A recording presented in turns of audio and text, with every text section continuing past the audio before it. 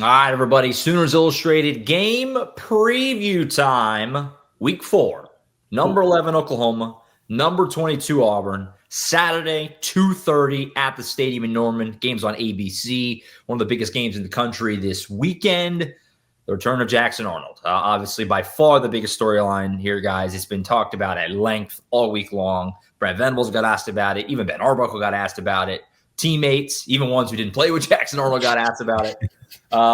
It's the top storyline. I mean, that is what everyone is interested in for extremely obvious reasons.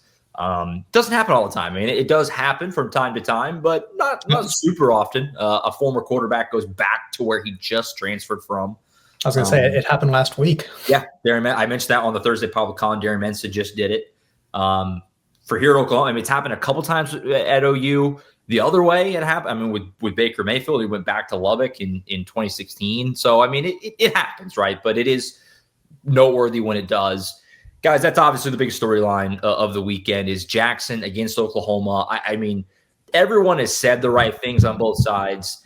I don't think there's like a lot of hard feelings there. I genuinely don't. But at the same time, you know, both sides want to win this so badly. You can tell, you know it, that's the case. And, you know, on one hand, Jackson probably feels like I have something to prove to Oklahoma and these fans, like last year was not my fault, obviously. And the other side, Oklahoma wants to show like we're better off, right? And with Chamatir and kind of moving forward. So that's the top storyline. It's going to be very, very interesting to watch Jackson go against this OU defense on Saturday. I can't wait. Yeah, I think it's one of those interesting situations where, you know, even Brent Venables said it, but, you know, both sides are probably better off because of worked out. Like Jackson is in a better environment for him from what he was in last season. You know, he's got a very talented receiving core that, you know, hasn't been flashing as much as maybe expected so far just because of how Auburn's been running the offense, but they have NFL receivers in that offense. They've got a very talented offensive line with multiple NFL guys up there too, which when you look at last season when Oklahoma had all those offensive line injuries and all those wide receiver injuries, you know, he was put in a position to fail last year. Now he's in a better position. I think Oklahoma is obviously in a better position too, just off of what John Mateer has been able to do through these first 3 games. But it'll definitely be interesting to see him come back. You know, I'm sure he's going to get booed.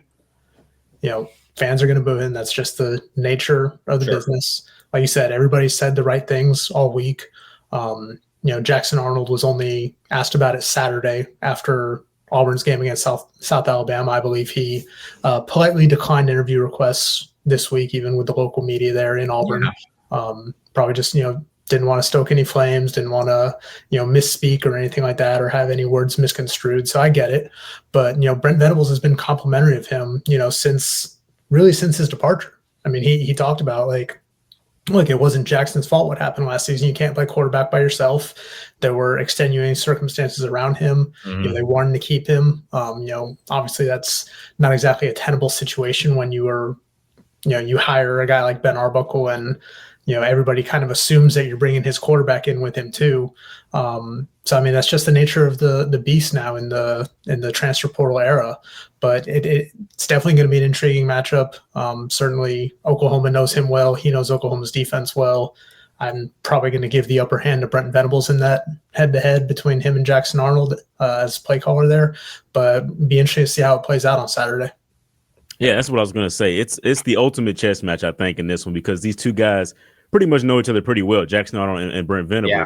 And as we heard in camp last year, we heard that the defense was dominating the offense, was giving Jackson Arnold a lot of different fits pretty much. And I'm assuming that Brent Venables knows exactly what he needs to do to get Jackson Arnold off his game. Now, Jackson Arnold also maybe have improved throughout his time at Auburn so far. So it's just like, how are these two guys going to counter with each other? How are they going to handle different situations? And that's going to be the fun part about it, just going through that chess match and seeing how they respond, because Auburn's offense is a lot of RPO, which is a lot of Jackson Arnold having to make split decisions based on the defense that is out there, based on how they react to certain situations. And so can Brent Venables confuse Jackson Arnold? Can he make him do something that is not supposed to in that certain situation? And maybe Oklahoma can get their first turnover of the season. Agree with Tom completely. Fans are going to boo him. That's just college football. That's just how it goes. I don't chide the fans at all for that. I think that's totally acceptable. I mean, both things are true, right? It was not all Jackson's fault last year. It'd be ridiculous to say so. Seth Lachar got fired after 7 games. Offensive line was in shambles. There were no receivers, all that stuff that everyone already knows. But Jackson also played really poorly, right? I mean, he quite literally fumbled the Missouri game away. There were times where it was kind of just like they needed Jackson just to play better to get him over that hump, and he couldn't really do it, right? So it wasn't all his fault, but he also was a part of the problem. Not the problem, but a part of the problem last year.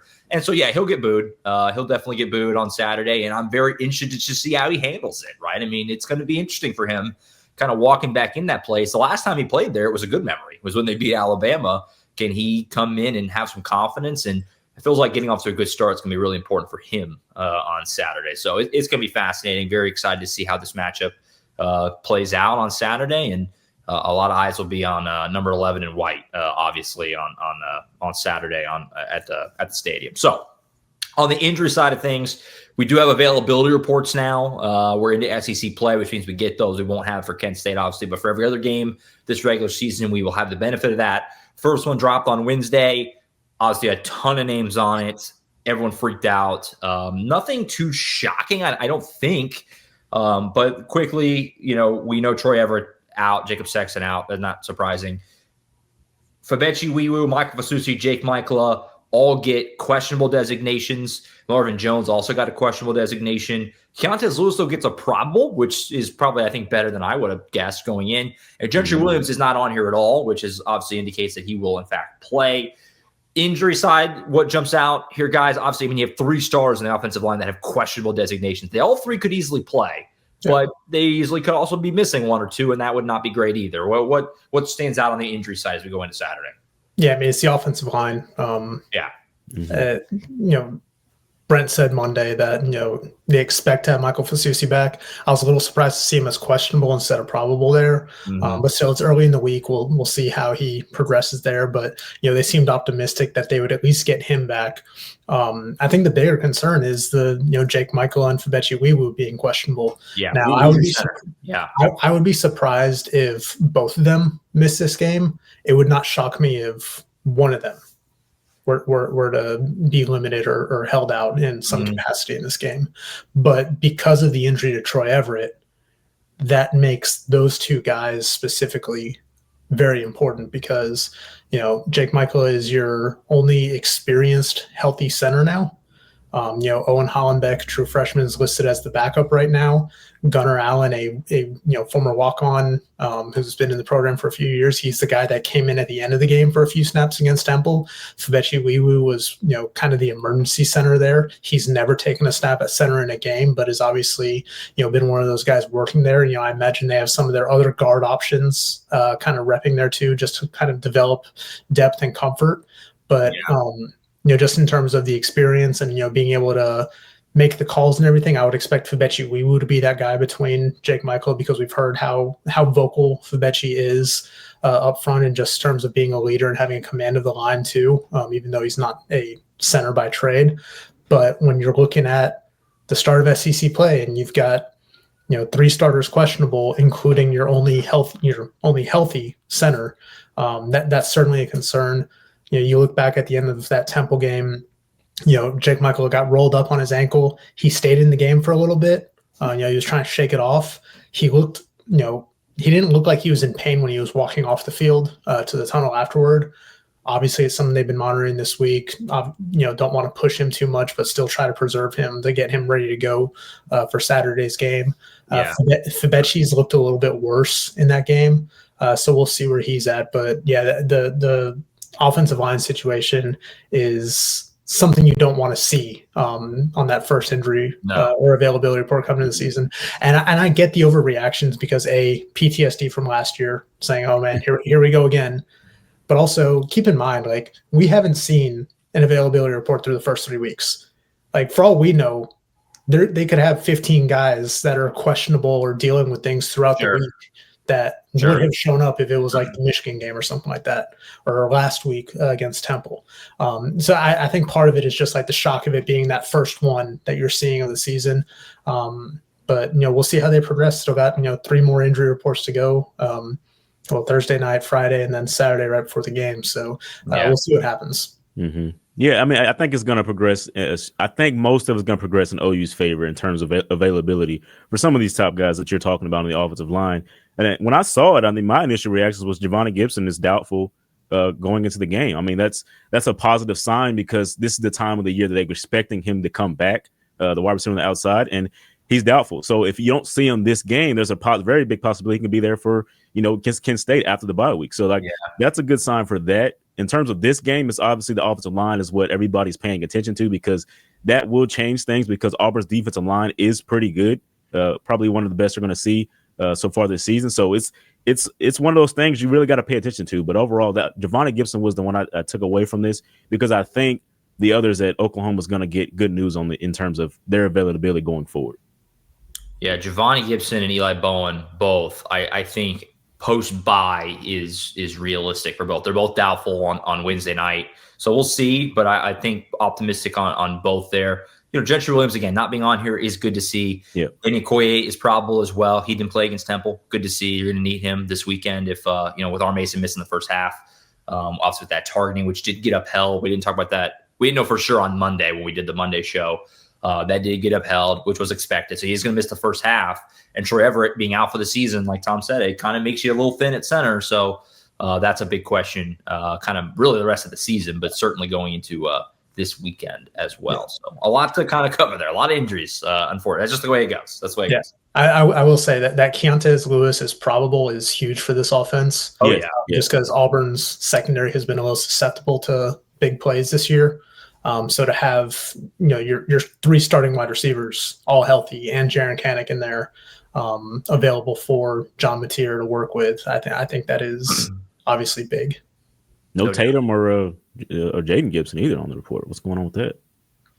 Well, Jaden Gibson's been out. He's not playing. I mean, I mean, like you just when there's Tatum is available. He just isn't playing. Yeah. I mean, Tatum had like a soft cast on his hand before the last game, and I know I think he was dealing with a hamstring injury in the preseason too, so he's been banged up. But like the Jaden Gibson thing, part of it when you look at the SEC's policy, it's like if there's a reasonable expectation that the player won't see the field in a meaningful capacity this season, or might be a redshirt candidate or something like that, you don't have to list him there. So I think just based on where Jaden Gibson has kind of been in his recovery, there's not really an expectation right now that he's going to be contributing anytime soon. No doubt. Let's do the keys to the game here. Tom, you're starting.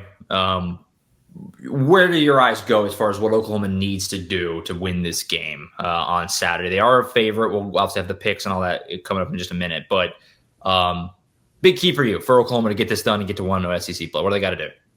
I mean, I think it starts. You got to stop the run. Auburn's got one of the best rushing offenses in the country right now. I think they're averaging like 5.5 yards per carry. They have 3 or 4 different guys that are averaging about 6 yards per carry. Even though they've had some injuries at running back, Damari Alston was dealing some time. Darrell Robinson, I think, was listed as out on this week's injury report for them.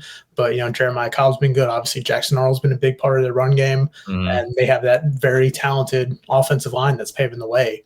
So I think, for Oklahoma, it's going to start with those guys in the trenches being able to get some knockback and containing this run game. We saw what they were able to do against Michigan. We saw how they dominated Temple in that regard. Outside of that, really that one breakdown against Michigan, the Justice Haynes 75-yard touchdown. Right. This defense is limiting teams to 2.5 yards per carry, which is one of the best in the nation when you factor out that big run, because it is an outlier, but it is still part of the resume. Like, don't get me wrong, that was a big mistake for them. But they've otherwise been very stout against the run. I mean, the defense has been very stout overall, but the run defense has not been quite as good as the pass defense so far. they're going to be challenged against Auburn in that rushing attack. So, you're going to need that defensive line to step up. The linebackers, Cody McKenzie's always been very good against the run. Kendall Daniels is going to have a big role in stopping the run there too. So I think that is really the biggest key to the game, just kind of containing Auburn's rushing attack and try to make Jackson Arnold, beat you with his arm. Mm-hmm. No doubt. Mm-hmm. Yeah, I mean, that's kind of what Brent Venables said, is stopping the run is the biggest thing in this game because of how well Auburn's done so far. But I think offensively, Oklahoma's got to get the ball out quick. I think that they can do a lot with this Auburn secondary, and they get the ball out quick. They can have their playmakers on the outside, just do great things there. And I think that can help out Oklahoma a lot because I think the defense, looking at the injury report, the defense is going to be pretty much the same, and it's going to help them out just having that, anchor on the other side. We know that the defense can play well and handle these situations. Offensively, can they get those big plays that they've been looking for, as Tom was talking about, with Keontae Lewis maybe going downfield, or Deion Burke, something like that. So I think doing a lot like what they did with Isaiah Satania against the Temple game, just getting the ball in his hands and letting him make plays from there, pretty quickly in the backfield, things like that. I think that's going to be a part of what Oklahoma needs to do offensively in this game. Yeah, for me, I obviously I agree with Tom completely. Stopping the run, that's the top key. I think anyone who would have went first probably would have went there. I'm gonna go with let's maybe force a turnover this weekend. How about that? No turnovers yet. Obviously, we talked about it. Brent Venables joked about it post game in Philly that he called it disgusting that they haven't forced a turnover yet. And look, it doesn't really when the defense is playing really well, like.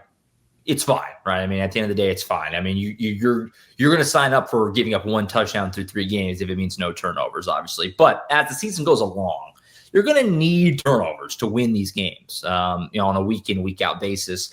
And this weekend, while I don't think they necessarily need a turnover, like they have to have one, I have a very hard time believing that Auburn can overcome 1 or 2 big turnovers in this game. With what Oklahoma's got defensively, the way offense is playing, if they can find a way to force Jackson Arnold to cough up the football. We saw that a lot last year. He's done a good job taking care of the ball so far this year. But if they can find a way to give their offense a short field or two, they have a chance, I think, to create quite a bit of separation here that, again, I just have a hard time seeing Auburn being able to overcome on the road in front of what should be a great crowd on Saturday. So force a turnover. Again, do I think they have to have one to win? Not necessarily. But if you told me right now Oklahoma gets 2 turnovers, I'd be shocked if they lost, put it that way. So let's get some turnovers this weekend. Get off that goose egg if you're Oklahoma this weekend in the turnover department. RSJ said that's what they were emphasizing in practice. I mean, it's got to happen. The ball. I think it's going to happen soon. You continue to play defense at a high level the way they are, they'll come. Mm-hmm. But so far, bupkis, 0 turnovers through 3 games. Mm-hmm. Players to watch. There are many. A lot of storylines in this game, obviously. Players to watch, though, for Saturday for you guys going into the matchup with the Auburn Tigers. Go ahead, James. Oh, it's me. Okay, well, I'm going with Cortland Guillory on the outside, going against Cam Coleman. I mean, that's the guy, that's a 5-star guy that you really got to pay attention to. And I think that Auburn's going to try to get him in one-on-one situations a lot of times throughout this ball game. So, like, that's a big matchup that you want to watch out for going into this game, just because of it could go either way. Now Cortland Guillory's played phenomenal through the first 3 games of the season. It's been great. Can he do it against the top talent like that? And I think that's going to be a very big part of his development going forward. Can he handle this type of matchup? And so that's where I want to watch that, because I think if Auburn somehow finds a way to win this game, it's going to be somebody like Cam Coleman just making a big play that Oklahoma couldn't overcome or something like that. So that's going to be the one to watch on the outside.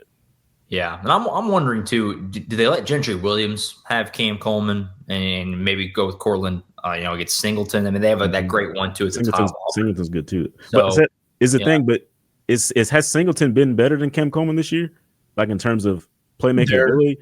I think they're tied for receiving yards. Singleton has 2 touchdowns. Cam Coleman has 1. I think they both have like the same number of receptions, or it's like off by 1. But like the thing with Auburn is like they've been running the ball so much that like their passing is it's like in the 90s right now. I'll say their passing numbers are not. Yeah, they don't represent how good the wide receiver room is. Mm-hmm. Yeah. They haven't been stretching the field much. They've been relying a lot on quick outs. Getting the ball out of Jackson's hand pretty quick. But they certainly do have the playmakers there that could stretch the field or break a big play. Mm-hmm. And I can't remember which player said it, but somebody said that Eric Singleton was just like Deion Burks. Like OU player said that. So like that's a good comparison on the other side. So you really got to pay attention to him. This is why I was thinking maybe Gentry Williams gets him and Courtland Little get Cam Coleman, something like that. Yeah, I mean, there's a reason Singleton was the number 1 wide receiver in the transfer portal. Right. He was really good at Georgia Tech. So right. There are a lot. There are a lot of guys I could go with here. I'll roll with PJ Adebawore for me. You know, if Auburn Mason's going to miss the first half, you know, here we go. You know, Marvin Jones is questionable on the availability report. We talked about that earlier. Think he'll play, but especially if he doesn't, though, I mean, you need PJ to have his best game in an OU uniform, at least put together one of his better halves in an OU uniform until R. Mason Thomas came back. Do I think the defense is going to be fine without R. Mason for a half? Yes. Is it significant that he's out, though? Obviously, yes. I mean, he's the best guy on the defense. And, you know, even if the numbers don't blow you away, opposing offenses have got to just completely build everything around avoiding him. Like, he's such a huge force out there that, you know, it's a big deal not having him. So, you know, PJ's having a nice season so far. It looks like he's really close to that leap, or maybe he's in the process of taking it, and he's making an impact in these games, you know, through the early part of the season. But if R. Mason's not out there for the first half, which he won't be, it's a big deal that you kind of need PJ to deliver and to have a really nice half of football until at least you can get him back out there in the second half. So he's a big one for me. And also, I mean, not for nothing, but, you know, came in with Jackson. He was part of that 5-star triumvirate, you know, in that class 3 years ago. So kind of a fun little matchup there. But yeah, PJ for me is a big one. They're going to lean on him maybe more than they ever have in the first half on Saturday, at least until R. Mason get back. Yeah. I'm going to cheat a little bit here. It's going to be 2 players, but it's going to be Michael Fasusi, assuming he's available, and Derek Simmons, the 2 tackles, basically. Yeah. Because Keldrick Falk is going to be the best defensive player that Oklahoma has faced so far this season, and that's not a knock on, you know, like Derek Moore at Michigan, who's obviously a very good edge rusher too. But Keldrick Falk is, you know, probably a first rounder come April, and he's a guy that Auburn likes to move around from, you know, end to end. You know, he's not just one of those guys that, you know, predominantly plays on the right side or predominantly plays on the left side. They like to switch him up, move him around, get him some advantageous matchups. So it's going to be a very big challenge for Michael Fasusi and Derek Simmons at those 2 tackle spots. So I think if, you know, Oklahoma can, you know, keep Keldrick Falk in check and keep a guy like Kieron Crawford in check, coming off the edge there, you know, give John Material a little bit more time to work in the pocket and take advantage of Auburn's, you know, kind of leaky secondary there. I think it bodes well for Oklahoma's chances. I mean, you look at what Michael Fasusi was able to do against a guy like Derek Moore 2 weeks ago in his first career game. You know, he didn't give up a pressure, you know, just 3 tackles, I think, Moore finished with. So it's going to be a big challenge, but stopping a guy like Keldrick Falk is going to be top of the list for me in terms of just what this Oklahoma offense needs to do to succeed. Mm-hmm.